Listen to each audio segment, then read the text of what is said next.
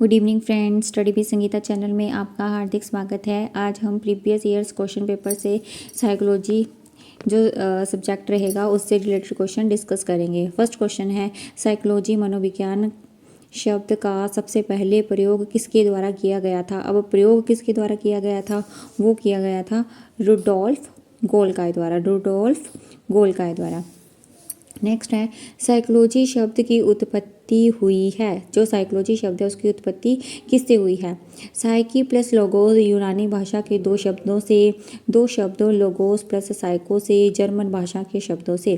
तो इसका सही आंसर रहेगा साइकी प्लस लोगोस यूनानी भाषा के दो शब्दों से। नेक्स्ट क्वेश्चन है, संज्ञानात्मक आंदोलन के जनक थे। संज्ञानात्मक मतलब who is the father of cognitive movement. तो ये रहेंगे अल्बर्ट बंडूरा।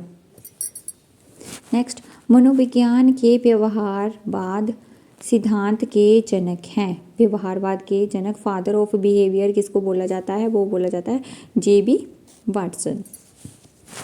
नेक्स्ट है, पुनर्फलन का सिद्धांत किसने प्रतिपादित किया था।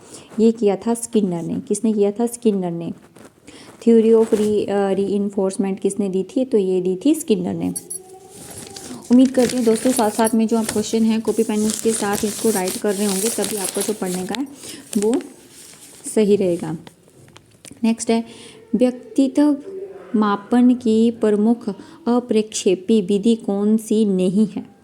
Which method is not a projective method for personality measurement।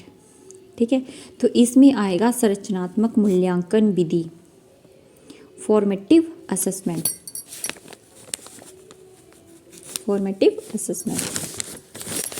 Next question है, व्यक्तित्व के दो खंड सिद्धांत के प्रतिपादक कौन है। स्पीयरमैन।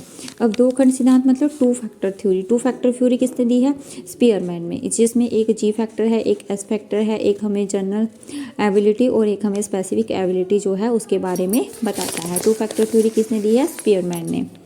कौन कौन से फैक्टर हैं, जी एंड एस फैक्टर। नेक्स्ट है, डिस्ग्राफिया जो एक अधिगम अक्षमता है व्यक्ति की क्या प्रभावित करती है। डिस्ग्राफिया ये हमने कल भी डिस्कस किया था।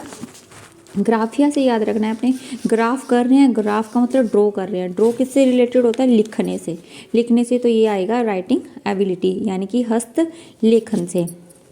नेक्स्ट क्वेश्चन है, व्यवहार अध्ययन की सबसे पुरानी विधि है।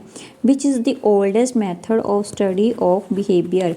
इंट्रोस्पेक्शन मतलब अंतर्दर्शन विधि। नेक्स्ट है, सामान्यकरण के सिद्धांत को किसने अग्रसारित किया था। Theory of generalisation was put forward by Charles Judd है वो जो है इसका सही आंसर रहेगा। अब नेक्स्ट क्वेश्चन है, बुद्धि अपने आसपास की समायोजन योग्यता है। किसने बोला था, ये बोला था जीन पियाजे ने। Who said the intelligence is the ability to adapt to one's surrounding? Jean पियाजे। कई बार मैंने पहले भी बताया है कि जो हिंदी में कई वर्ड ऐसे होते हैं जो हमें इंग्लिश में कंफर्टेबल लगते हैं, तो इसलिए दोनों लैंग्वेजेस है जो बीच बीच में हम यूज़ कर रहे हैं। इनमें से कौन सा अधिगम आंकलन में नहीं आता है। लर्निंग स्टाइल, अधिगम का तरीका, क्योंकि सभी का पढ़ने का जो तरीका है वो अलग अलग रहता है। ठीक है, नेक्स्ट है, व्यागोस्टी के सिद्धांत में विकास के किस पक्ष को नज़रअंदाज किया गया है। तो ये किया गया है जैविक बायोलॉजिकल को निगलेक्ट किया गया है। नेक्स्ट है, अति सक्रिय बच्चों को आवश्यकता होती है। जो हाइपर एक्टिव चिल्ड्रन होते हैं उनको क्लास में स्पेशल अटेंशन देने की जो है ज़रूरत होती है। क्लास में विशेष ध्यान देने की जो ज़रूरत होती है। देखो अलग से क्लासरूम, हम उनको अलग से क्लासरूम नहीं दे सकते हैं। विशेष शिक्षक वो भी प्रोवाइड नहीं करवा सकते। विशेष पाठ्यक्रम की करिकुलम वो भी हम उनको जो है वो उपलब्ध नहीं करा सकते हैं। नेक्स्ट है, किस अवस्था में शारीरिक, मानसिक और व्यक्तित्व का मूलभूत विकास होता है? कौन सी अवस्था में? चाइल्डहुड में, बाल्यकाल में जो है शारीरिक, मानसिक और व्यक्तित्व का जो है वो विकास होता है। नेक्स्ट है, बालक किस अवस्था में हंसता कम है और मुस्कुराता ज़्यादा है? जिसका अर्थ है वह अपने संवेगों को नियंत्रित करना सीख जाता है। किस काल में? लेटर चाइल्डहुड में, उत्तर बाल्यकाल में जो बच्चा है वो क्या करता है? हंसता कम है और मुस्कुराता ज़्यादा है। बुद्धिलब्धि शब्द का सबसे पहले प्रयोग किसने किया?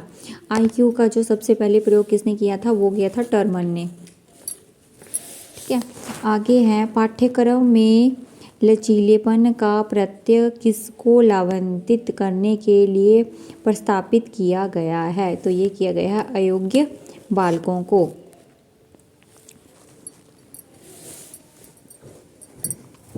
नेक्स्ट है, बुद्धि योग्यता है।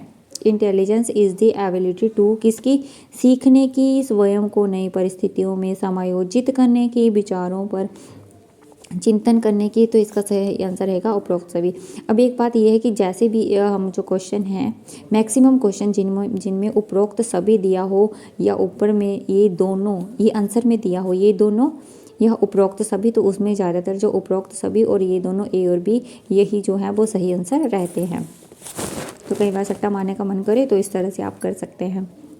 जिस भी क्वेश्चन में उपरोक्त सभी दिया हो तो उपरोक्त सभी पे टिक कर लेना। अगर A और B ऑप्शन है, उनमें से पूछा है कि दोनों में से कौन सा या ये दोनों, तो ये दोनों जो है वो सही रहेंगे। नेक्स्ट है, किसने कहा है कि शिक्षा मनुष्य की अंतर्निहित शक्तियों का प्रकटीकरण है? ये कहा था विवेकानंद ने। नेक्स्ट क्वेश्चन है, ड्राइव रिडक्शन थ्योरी किसके द्वारा दिया गया है? तो ड्राइव रिडक्शन थ्योरी जो है वो दिया गया है हल के द्वारा। बुद्धि आस पास समायोजन की योग्यता है, किसने कहा है? ये कहा है जीन्स पियाजे ने। अब देखो, एक ही जो क्वेश्चन है वो दो बार, ये देखो क्वेश्चन नंबर 11, बुद्धि अपने आसपास की समायोजन योग्यता है, किसने कहा है? जीन पियाजे ने। क्वेश्चन नंबर 11 है और इसी में क्वेश्चन नंबर जो 22 है वो फिर से रिपीट हो गया। बुद्धि आसपास समायोजन की योग्यता है, किसने कहा है? जीन पियाजे ने। आधुनिक मनोविज्ञान के जनक हैं, आधुनिक मनोविज्ञान के जनक हैं विलियम जेम्स। कौन है? William James. आगे है, संबंधवाद का सिद्धांत किस वर्ष में दिया गया था? तो ये दिया गया था 1910 में, 1910 में। संबंधवाद का सिद्धांत किस वर्ष में दिया गया था? 1910 में। इसमें ऑप्शन है, इसमें से कोई नहीं, इसका मतलब जो है 19। बुद्धिलब्धि IQ के सूत्र का सर्वप्रथम प्रयोग किस वर्ष में किया गया था?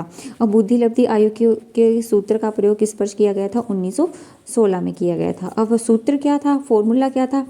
MA/CA × 100।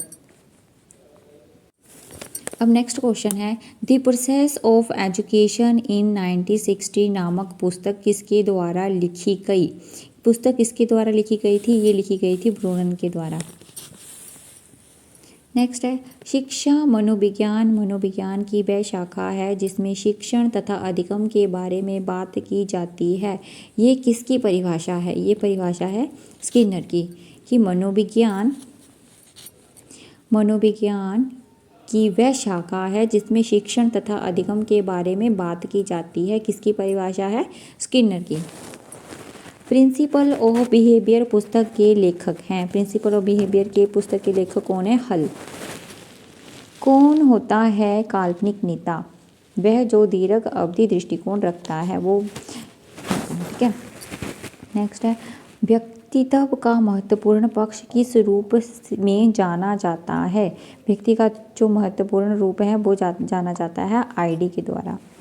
ठीक है दोस्तों, जो मैक्सिमम जो क्वेश्चन होते हैं साइकोलॉजी में वो छोटे छोटे से पूछे जाते हैं, जैसे कि who is the father of psychology, आधुनिक, मॉडर्न, बुद्धिलब्धि की सामान्य सीमा क्या है, या डिस्ग्राफिया क्या है, डिसलेक्सिया क्या है, व्यवहारवाद के जनक कौन से हैं, कॉग्निटिव मूवमेंट कब आया था, साइकोलॉजी। इस तरह से जो छोटे छोटे क्वेश्चन हैं वो कंफ्यूज भी कर देते हैं हमें, इसलिए हमें इनको ज़रा डीपली रीड करना पड़ेगा, समझना पड़ेगा। थैंक यू दोस्तों, हैव ए नाइस डे।